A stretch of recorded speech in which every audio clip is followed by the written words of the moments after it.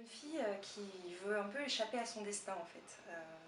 Donc je précise quand même que le film se passe en 58, Voilà. parce qu'on peut, on peut Voilà, se dire oui. après, mais cette fille veut échapper à son destin Quel en étant destin. secrétaire, C'est ça. c'est-à-dire.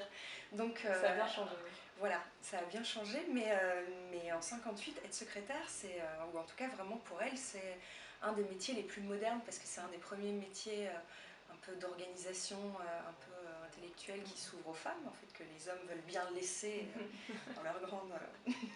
Elle part de son tout petit village de Saint-Frimbault en Normandie, elle part pour Lisieux, qui est un tout petit peu plus grand quand même, et elle va se présenter dans un cabinet d'assurance dont le patron est joué par Romain Duris, pour être secrétaire, et il dit qu'il veut bien l'engager à une seule condition, qu'elle accepte de faire un concours de vitesse dactylographique. Parce que autant elle est très maladroite, autant elle tape très très vite à la machine. La dactylographie, croyez-moi ou non, mais en 58, ça pouvait être réservé vraiment à des femmes assez bourgeoises en fait. Parce qu'il y avait beaucoup d'écoles de dactylo, et parce qu'il fallait que les épouses bourgeoises soient un minimum éduquées tout de même, mais qu'elles ne soient pas plus éduquées que leur mari. Donc il fallait bien les envoyer quelque part pour qu'elles apprennent quelque chose. Donc par exemple, Régis Froissart, le réalisateur, a rencontré des anciennes profs dans ces écoles qui nous disaient, on hallucinait, nous on voyait débarquer des filles en Rolls avec des fourrures, des diamants aux doigts, et elles venaient apprendre à taper à la machine.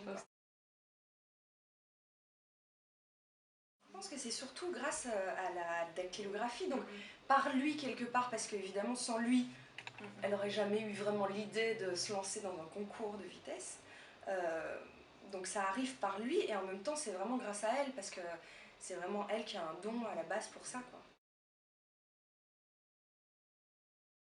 On dit toujours mes papas de cinéma, d'une certaine façon, c'est les frères Dardenne, parce que c'est avec eux que, voilà, que j'ai appris les premières choses, que j'ai été pour la première fois sur un plateau, mais enfin ils m'ont pas pris par la main après pour m'emmener sur mes autres tournages.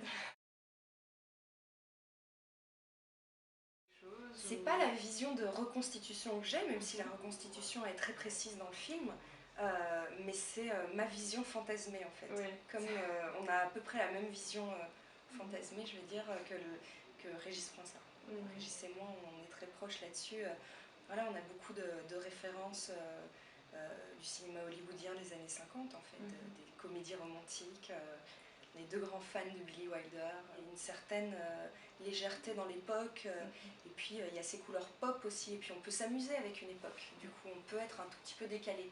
On n'est pas obligé d'être dans la réalité uniquement historique, même si évidemment il en faut, puisque pour que ça ait l'air vrai, pour que les gens puissent rentrer dedans, il faut à la fois être très précis là-dessus, et à la fois voilà, s'ouvrir quelques espaces de liberté. Ne serait-ce que sur le jeu, par exemple, le jeu est entre un jeu 50s et un jeu du 21e siècle, quoi.